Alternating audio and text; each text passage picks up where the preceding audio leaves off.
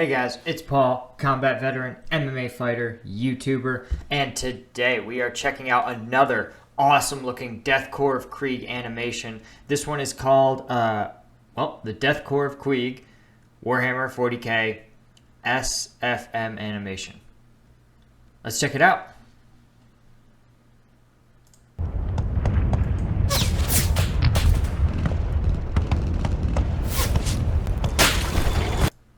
Okay, first thing I think that I really like about this is that the trenches have wood paneling all along the sides. That's actually realistic, right? Because we know that even in World War II, you dig a hole through trenches, and a lot of times different types of soil have different levels of stability, and it's really common for them to collapse inward. So they would erect these board or plywood walls or sandbag walls sometimes to give the trench extra stability. And you can see they're deep enough that unless they are standing on a box or something, they actually can stand up tall and be fully covered by the trench. So again, that's a detail that the animator got right. Maybe they were inspired by the actual World War I footage.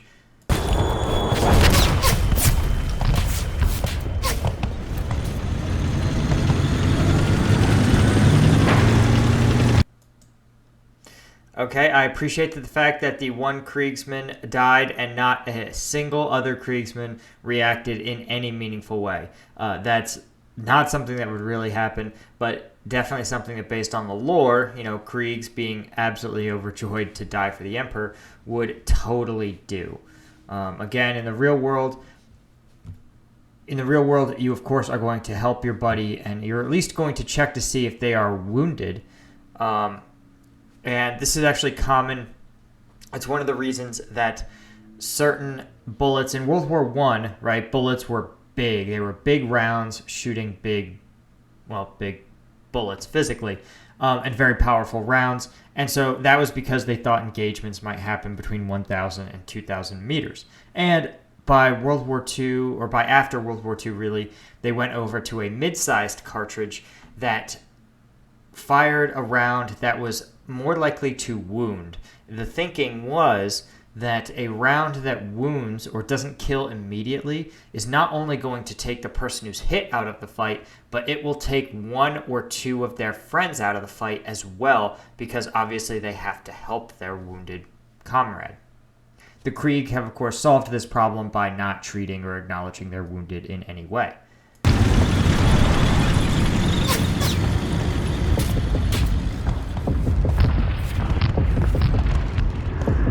Oh, did you see that other detail? Hold on, let's back it up a little bit. Yeah, those. So those are foot wraps or putties. And what they are meant to do is form a seal over the top of your boot. And this would usually be like waterproof or at least debris resistant, because obviously the keeping your feet dry, especially in a place like World War I, was so essential, because if you don't have the ability to dry your socks off, they're just going to get wet and damp. They can even get moldy, and you can get trench foot. And so to prevent that, right, your feet are encased in leather, but there's the nice hole at the top. And because the boot is waterproof, that means if water gets inside, it's not going to drain out. So soldiers would wrap either like a waterproof canvas or a fabric, or again, these putties around the opening of the boot in order to seal it shut and prevent debris from entering. So kudos to the animator for getting that right.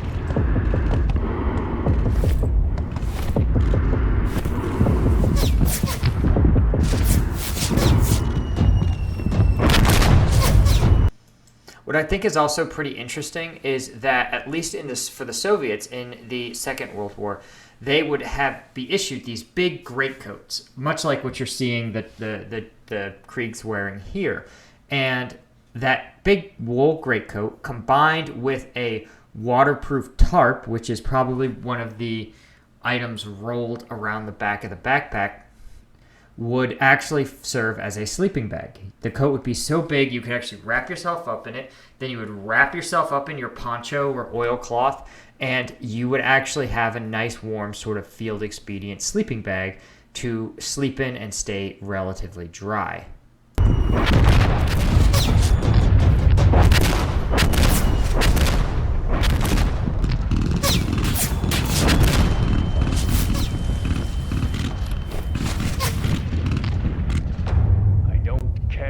Keep contacting them until we get a reply. Until we get a sitrep on our regiment to our east, we cannot act. Oh, a sitrep. Hey, that's actually the correct term for a situation report. That is, of course, a report telling, well, whoever, or either you're giving it or receiving it. That's just sort of a generic, well, update on the situation. Usually you'll include something at a minimum like enemy contact, new intel, the status of your supplies, and your current location. Send in reserves to reinforce further down the line. Make sure that flank is held. Call in danger close bombardments if need be. Oh, and danger close, right? That's a term for any weapons or indirect fire, aircraft ordnance, artillery that is within 300 meters of your position. Usually it requires some sort of command authorization in the modern military. And a commander will usually have to give some sort of confirmation because they really want you to think hard and make sure that you haven't screwed up and that your people are in cover, that you know you're asking for a danger close strike, and you are aware. Sir. State your number and regiment, Guardsman. Troop 302-1, messenger from the 301st Krieg Regiment. Our eastern flank? We've been trying to contact you for the past 3 hours. What's going on? Our lines have taken heavy casualties, and communications have been cut. Our commander sent my squad to report that the 301st will be withdrawing to the second line due to crippling losses. Retreating? We have orders to take the Heretic line and secure as much land as possible for the 22nd Regiment inbound. We have to advance. Get our armored platoons ready swiftly. I want Earthshaker rounds raining on their lines until I give the order to stop. Have the Guardsmen ready to go over. Guardsmen, where's the rest of your squad? Dead, sir. Very well. Join the lines. Yes, sir. Okay, interesting strategic decision. He has reinforcements inbound, and yes, he has been ordered to seize as much territory as possible, but given that he is struggling currently to secure the line, right, he could advance, right? He seems to be deciding to advance, but the problem is that let's say his advance fails. Then what is going to happen? Well, if there's a rout, not only will he lose the territory that he has attempted to gain, but he may actually be forced back. And this would be extra bad because reinforcements are inbound. So they aren't in a battle formation. They think they're going to be coming upon a stable, steady trench line. But in fact, they could be coming upon a rout or come upon a compromised trench. So this is tactically really, really unsound. What might be a better decision is to reach out to that commander who's bringing his reinforcements in and alert them that they may be expected to immediately join a charge. See, once your reinforcements are inbound, you can actually make a final push before your element is relieved and transitions the line over to the fresh unit. That would be a better decision, right? So you have the time when you have the maximum combat power. That is when you push. Softening up the lines with artillery bombardment may or may not be a good call. It depends. It may alert the enemy that there's something going on in that sector, right? Or it may just be seen as a slight increase in the artillery bombardment and it won't really change the enemy's posture. Or it might actually be effective at grinding them down even further. But again, attacking with your lowest point of combat element at the point in which your lines are at their least stable while reinforcements are inbound is really tactically unsound.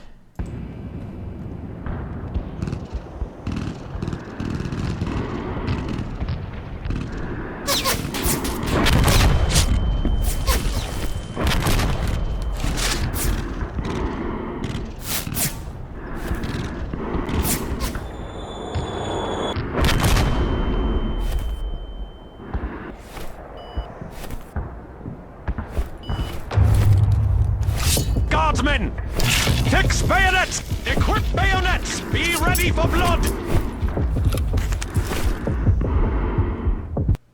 You know, if you look on YouTube, there's actually a channel that does, or have video of nothing but ASMR dedicated to putting bayonets on old rifles. They clip on in all kinds of different ways. It's pretty fun. But that looks a lot like a, oh man, I couldn't identify it, but it looks like a World War I style bayonet.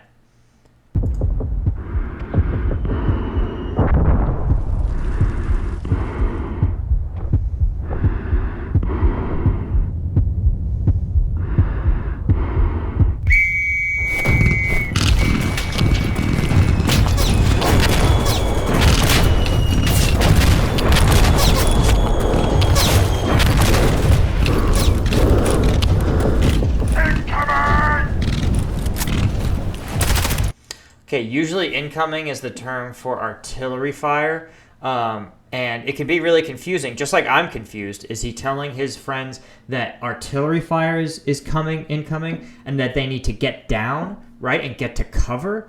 Or is he telling them that dismounted infantry are approaching, in which case they need to leave cover and get into combat positions? This is why clear, simple communications are really important in the military, right? Because those two actions would, you know, you can't counter infantry by being in a bunker, just like you can't counter artillery by putting yourself in a firing position.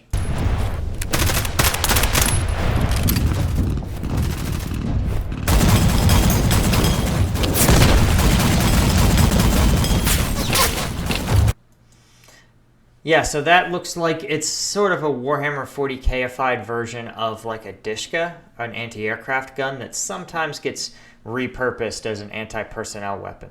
And yeah, a 50 cal style round or a bolter round is going to blow people up a lot more than that is doing in this animation.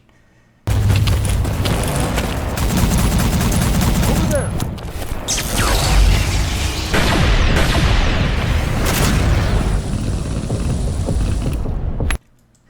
Again, the firing without seeking cover is one of the things that I understand the animators do it probably because it's easy, and firing without cover looks really dramatic, and firing from behind cover looks like kind of messy and not dramatic at all.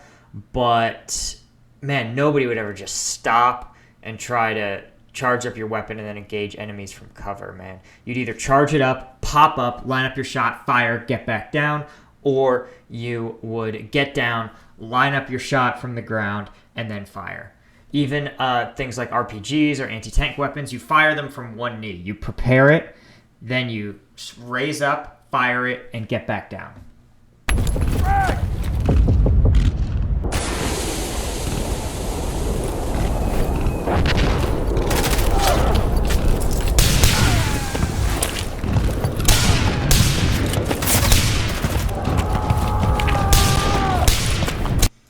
So here's what's interesting is that the grenade was, I think the animator's trying to show it as a smoke grenade. And this is interesting for a couple of reasons. Usually smoke grenades are meant to, of course, obscure line of sight, usually between the enemy and a retreating friendly element, but, or a screen is what it's sometimes called. And what I think maybe this might be is if you have night vision, or you have the ability to see in through that smoke, you may cast a huge cloud of smoke in a trench, right? Then it's sort of like shutting off the lights before hitting a house. If you have night vision, shutting off the lights is a great tactical decision because it puts you at a tremendous advantage. But the Kriegsmen appear to have gas masks, and the Chaos Forces do not. So actually, maybe it's gas. Like maybe it's supposed to be like a CS or poison gas that the Kriegs can operate in, but the Chaos Forces cannot.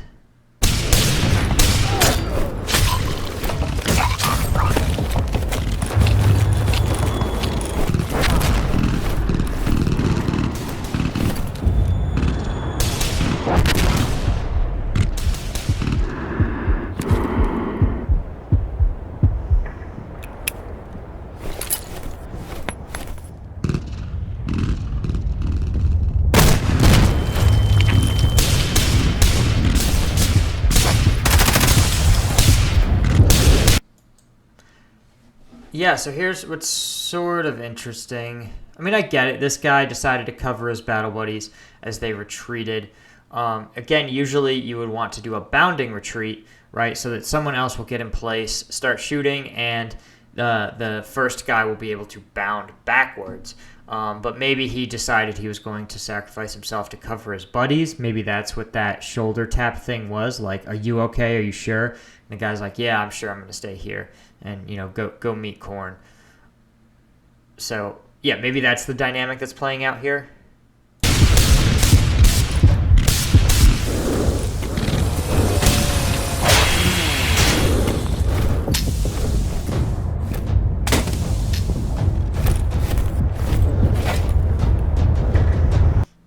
All right, digging the shovel. You notice the shovel had serrations along the edge, actually a lot of serrations. And that is more modern development. The classic Soviet-style entrenching tool and most entrenching tools from World War I were smooth-bladed spades. And that was to make sure that they could cut through things like tree branches or other obstacles when they were digging entrenching positions.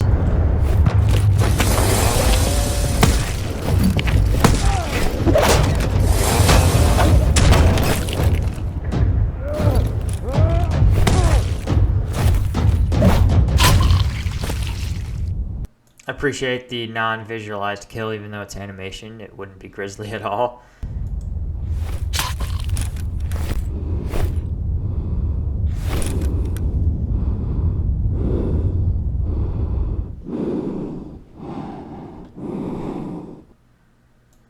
Okay, I gotta say, I really love that ending where it ends not with music, but with the heavy breathing of the Kriegsman, and just fades to black. And what is that? There we go. Yeah, I think that was actually excellent. I really, really like that animation. Even though the quality is not up to like SODAZ levels, I thought the tactics looked pretty sound overall, and I thought the sort of environment and storytelling, it was simple. There was no chaos demons, no Primarchs, no angels, just a couple of regular chaos grunts and a couple of Kriegsmen hashing it out.